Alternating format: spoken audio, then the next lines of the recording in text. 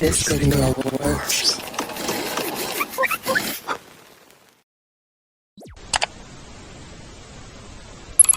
You're now watching Shaw Goods TV.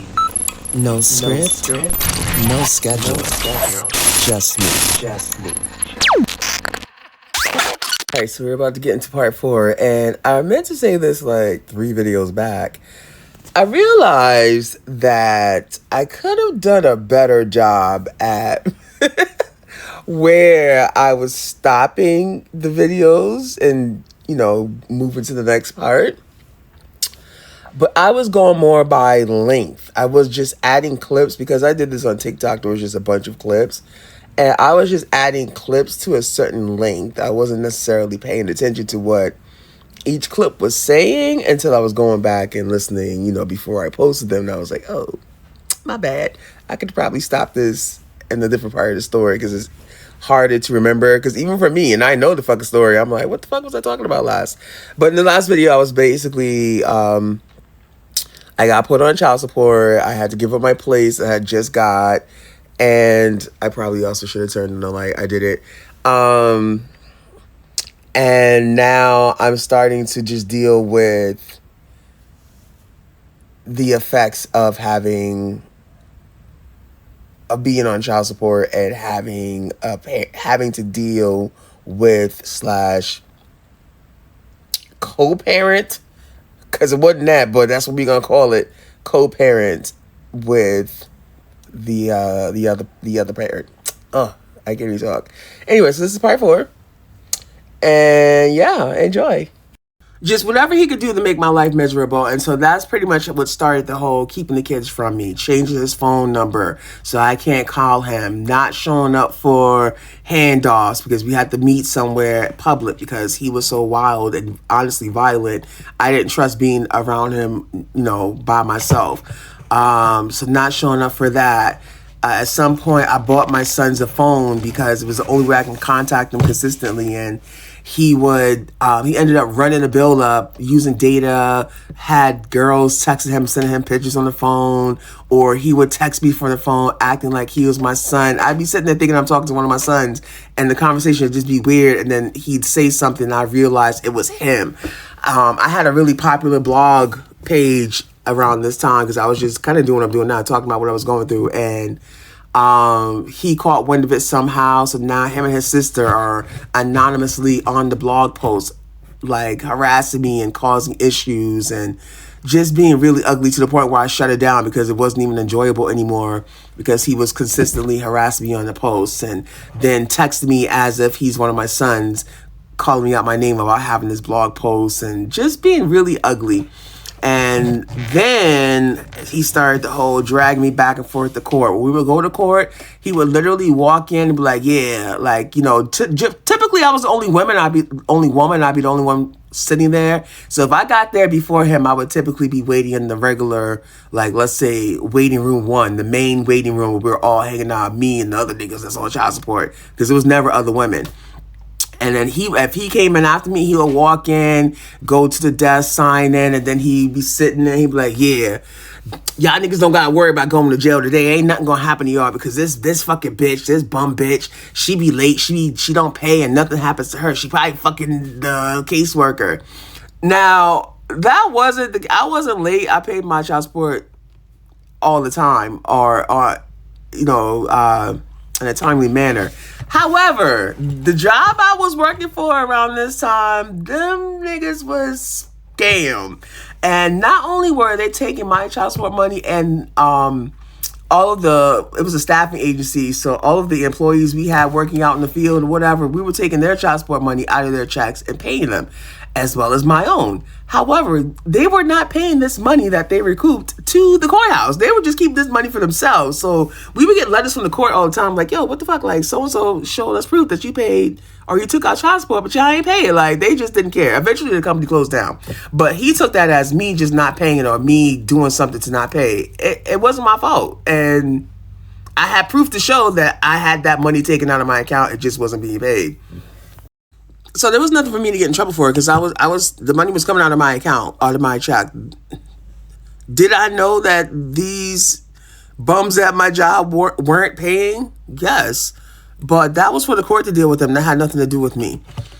And so eventually, the company closed down, or I got a new job anyway, and so things were back to normal. But he would drag me into court any chance he got. He would call the court office all the time, like on a weekly basis. Me and my caseworker like got to become almost good friends, and everybody at the office could see this dude was crazy. But at the same time, nobody really did anything to protect me, because every time we would go to these court dates, he would call me in, complain about something. He would do, like I said, he would call me out, talk shit to me about, or talk shit about me to the other fathers in there. If I would leave to go sit somewhere else, he would follow me and call me out my name as we walked around the courthouse, and nobody did nothing. Like, it was so crazy. Like, one of the times I went to court, and my best friend at the time went with me. She was my ride, and he brought the kids to court this particular day. And so the guy was like, I need you guys, the mediator or whoever he is, like, we need to go in the room and talk. And he was like, it's best that the children not be there. So me and my goofy ass, I was like, oh, well, my friend, she can watch them. And he was like, she ain't watching. Like, this literally me, him, the court officer person, my best friend, myself, and we're standing there. And he was like, she ain't watching no fucking body. I don't know that fucking bitch. Like, just goes off, and fuck her, fuck you too. And the court person is like, what? Like, he was too stunned to fucking speak. And so he wrote some notes on the folder, and he ended up meeting with us separately, and he was like, I'm going to make sure that we have an assistant that you guys never come to court together again. But he never did anything. And when we went in front of the judge, no one said anything about this. The only thing that would happen whenever we were going in front of the judge would hear his side, and my baby father would come up there with a bunch of fucking papers in his hands, sound like a crazy person, and start talking like it was crazy. And they'd just be like, yeah, whatever. She's paying. Like, it would be nothing that they can do, but it was always stressful to have to go back and forth to court. He would try to come up with other things for me to pay. Oh, they got to go to physical therapy. Oh, they got to do this. Because what ended up happening, my order had a clause in it that I didn't have to pay for medical benefits if it was going to increase. My premium was going to be more than a 5% increase or something like that. I forget the actual percentage, but basically I did not have to add them to my insurance because it was going to make it was going to impact my paycheck so greatly. But he would then come up with other medical costs that they need to pay, and then he would submit those to court, and I would have to pay it. And he would just do that all the time, just make up all kinds of shit and be extra and call the courthouse, bring me into for.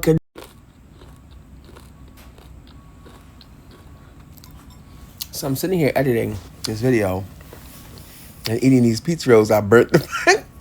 I bet you I thought I was eating chips. No, I burnt the fucking pizza rolls. But not burnt to the point where there's not still sauce and cheese in them, so it's still good. It's cool. It's a little crispy. Anyway, hold on. So I wanted to pop in here because, I don't know, I'm not even really editing the video. I'm just watching it through to remember what the fuck I was talking about. Because like I said, these videos are old. But I wanted to pop in on this part right here because, bro, I need you to understand like how hard this dude was going out of his way. Like this, it was, of course, it's my opinion because I don't know everything, right? I don't know facts. I don't know his thinking. I don't have a fucking blueprint to his mind and his brain and shit like this. But it was, in my opinion, my very strong opinion, that it was just his goal to make me suffer, to make me not have anything. Like, he was just so... And when I tell the story, and I have to decide if I'm going to go, because at first I was going to tell my little life childhood story, but now I think I want to talk more about the relationship with him, because then I want to talk about the relationship with the nigga I dated recently with the same birthday, who was equally crazy. But anyway, I like it was his goal just to ruin me, and whether or not it was because he lost control or because um he just really wanted the coochie that much, whatever the reason was, because I don't know, but his goal in life was to make mine miserable. And his life definitely changed a lot, like significantly. And I think what's crazy is I think people try to people who know the situation closely and who are on his side, okay, so his family basically, I think his family tries to frame it that he was this hardworking dad and he was out here doing all this, and he's sick, he's having seizures, and I'm out here, I don't care, and you know whatever the fuck. When the reality was, this nigga's life went down so bad because he was such an evil fucking person. And a lot of the stuff that he experienced was really just karma coming back for him. And I say that with my whole chest. Facts or no facts or not knowing what the fuck, that's what it was. And he wasn't no fucking hard worker father that was out here raising these kids on his own and single dad. Yes, the kids had a stable living. Yes, the kids had a roof over their head always. No, the kids did not have to worry about living on the streets and doing all of this. But the nurturing was not fucking there. The emotional love and protection was not motherfucking there. You weren't a nurturer. And the other thing that tends to happen is he tries to make it seem like I was out here, look at your mom. She ain't stable. Like to my kids, like look at like showing how I was living, how my life was, what he would know, living from place to place, moving and fucking moving.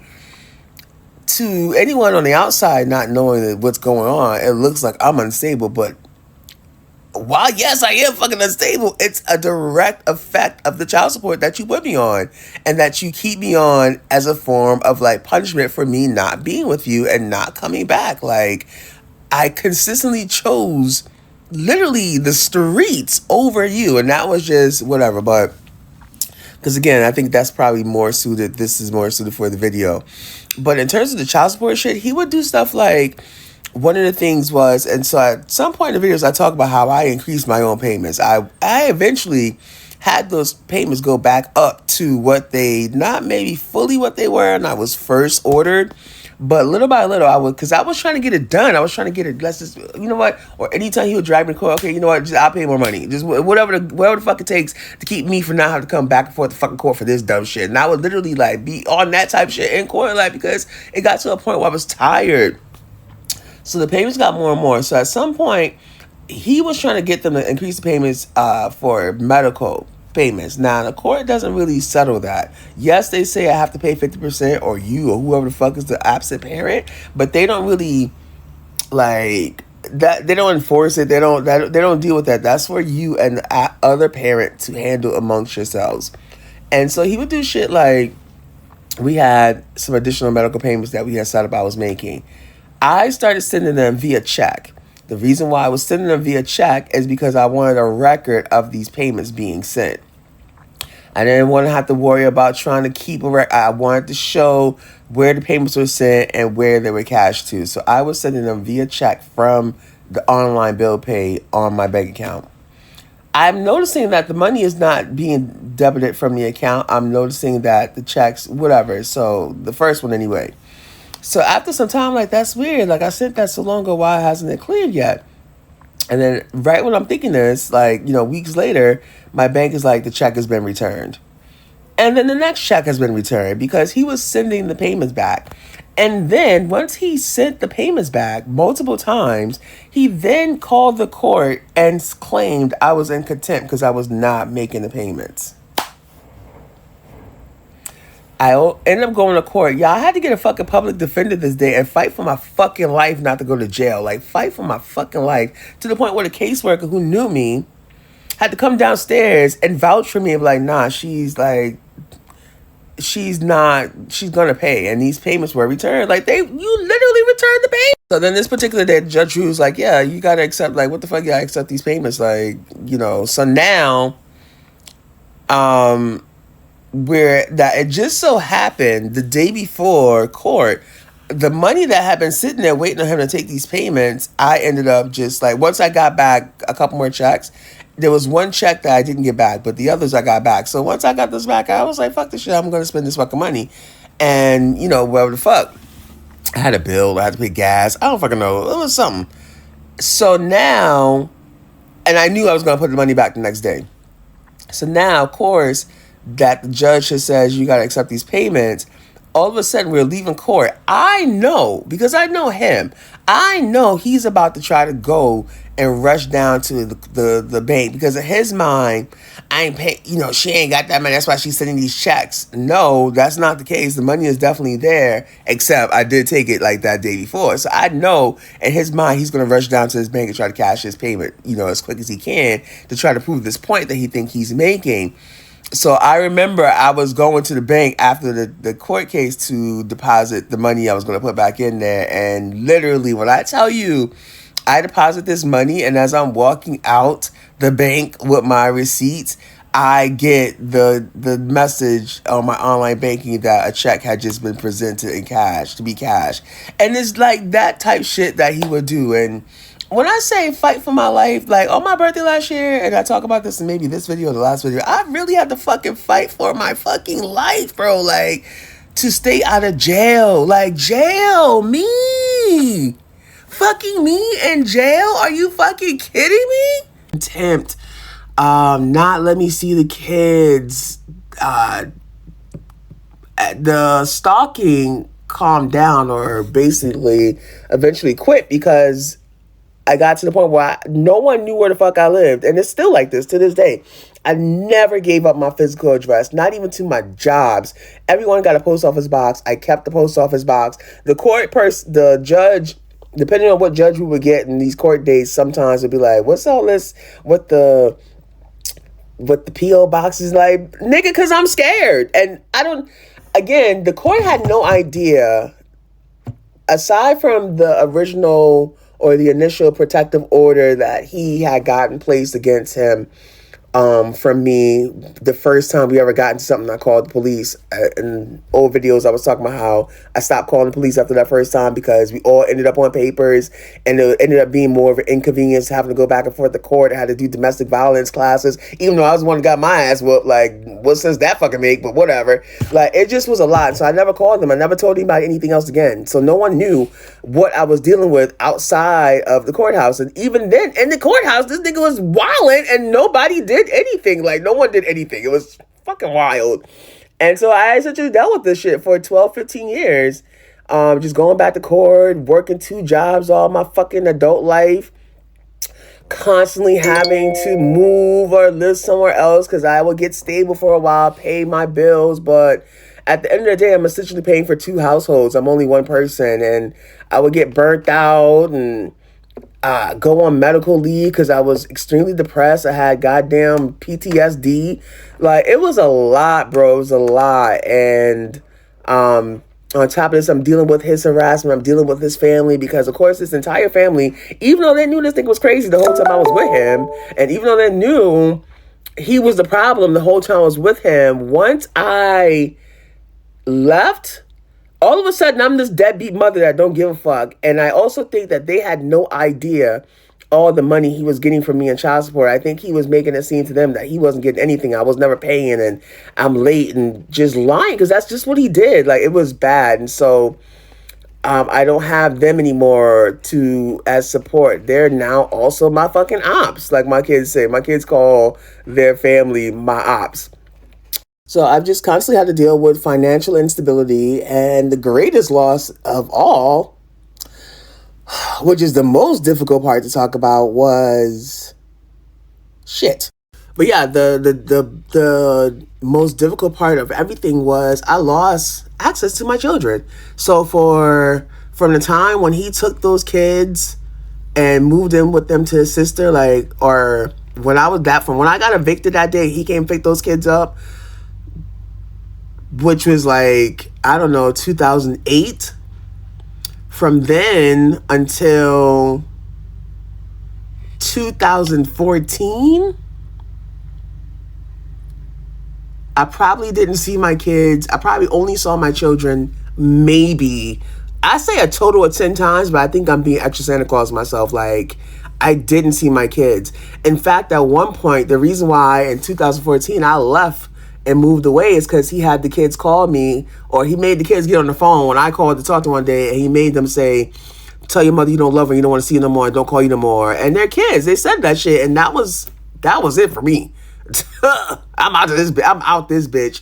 And so I didn't see my children for a long, long time. Like, I would try to, we would make dates. It just never worked. And he did everything he could to keep them away from me. And everyone was like, go to court and get visitation. Well, guess what? I'm fucking scared to death. Because remember, he helped me out. Remember when he allowed me to lower those child support payments a little bit? Well, guess what? Because of the type of person he is, I'm not trying to, like, antagonize him in any way. Because the minute I try to fight for child support, visitation, at least this is how I'm thinking. The minute I do this, he's gonna start asking for more money. And I know he can absolutely get it, because in addition to these years going by and me being on child support and all this stuff, I've constantly climbed the corporate ladder. Like, I'm making more and more money all the time. And my court caseworker, even though technically he was more team me, basically, he would let me know, like, not only could he come back for more money, he can come back for a lot more motherfucking money, because you make a lot of money and he doesn't work at all. And so the fear was always, if I start going at this nigga for a visitation too hard, he's gonna start going and hitting my motherfucking pockets, bitch. And I'm already struggling. And it's not that my son's meant less to me than the money, but I'm already fucking struggling, bitch. Like, I'm motherfucking struggling. Like, how am I supposed to do this? And he can get more money for me? More shit? So looking back now, I would have gone about it a different way with what I know and how I've grown now. But back then, at that, I was still young. I was still scared to death. Because when I left him to make sure I kept myself alive. Had I not left, I would not be that way. So I just tucked this shit for years. Like, I just dealt with it. And finally, it was rough. Like, and so I always say that I've related more in life.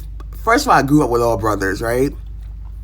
So I was already I've always been a tomboy. I've always been like the guy's girl. I hang around dudes. I used to have male best friends just from growing up around boys all the time and being a tomboy when I was older. And then when I was going through this shit, like, I was like one of the niggas. Like, we'd be on the block, because I spent a lot of time hanging out with my best friend on the block when I was going through this. When I was homeless, I would be outside with him. And I would be like one of them. They would find out, you on child support or what? And then I would just go through it with them. And how holidays impacted me, how birthdays and Mother's Day and Father's Day, all that stuff, the way it impacted me was more like how it impacts other men who are going through the similar thing. And so I just kind of thugged it out and went through it and would vent and talk with these niggas about it and relate to them about it. Fucking Joe Budden, Dear Diary, that was my motherfucking theme song, bitch. I used to listen to this shit on repeat and just cry my fucking eyes out. Like,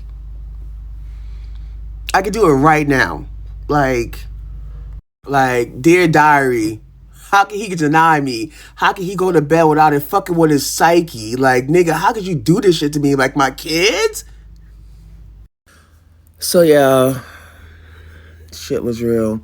That last video was the hardest one to film, because I could tell y'all all day long about all the shit this nigga did to me, or the stuff I've been through, or the traumas in my life. But the one trauma, the most dramatic thing, is talking about not being able to be around my kids as they grew up. And I'll never get over that. Like,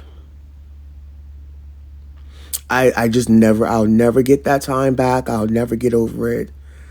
And it will never be okay with me. So I typically just don't talk about that part of it. People just don't be known. People know, but people don't know. People that I care about, they know. And I used to kind of tell, like, it used to be crazy, because I'm just a really open person in general. So you ask me a question, I'm going to honestly answer it. And so, and throughout the years, if people ask me, people will be surprised, because, I'm always working, I always have these jobs. And, you know, people be talking about their kids and this, and that, and the third. And maybe I do talk about my kids or maybe I don't. And people would be surprised to find out, oh, you have kids? Like, yeah, I do. Don't get to see them, but I do have kids. And because the other thing that was happening, my son, the one that went to the group home, he was in a group home that was 6 hours away for a couple years. Not even a couple, for several years. And then he was moved from that group home to another group home that was also 6 hours away. And there were periods of time, basically when I lost my truck that time, when I got pulled over that night going to work, I talked about that in one of those fucking videos. I didn't have a car for, I think, a year and a half, 2 years.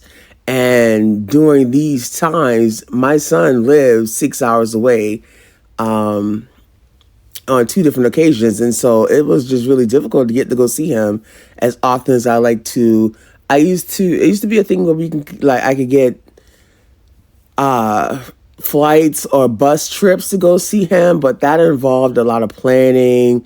I would have to pay up front and then get reimbursed and that sort of thing. And it was hard. So now I'm on child support. It's impacting my quality of life, but it's also impacting my relationship with my oldest son because financially I can't do what I need to do to be able to go see him or do for him the way I like to. And he doesn't technically live in my household, so the courts don't give a shit about that. And then then the child support is impacting my life with my own children, because even on, you know, in those rare instances where they would be able to sneak away and call me or figure a way to get through to me, they call me. I'd be at work because I work 2 jobs. Like, people talk about, oh, I work 2 jobs, I work a couple jobs. Like, I was working. Like, I averaged probably 75 to 80 hours a week on the low end for a number of years. And I'm talking no days off, just working 7 days a week for years and years and years and years. No vacation, no time off, no nothing. So sometimes they would call me and I'd be at work. I wouldn't be able to answer the phone. Now, I would always immediately call them right back, but then when I would call them back, he wouldn't answer. And so then he would say, time out. Make sure you go and check out the conclusion to My Life as a Woman on Child Support on Shaga's TV. You've been watching Shaga's TV. Too little to rehearse, too little to hide. Protocol brief. Installing Extracting core values. Learning upgrades at full clarity. Thanks so much for watching. Don't forget to like, share, and subscribe.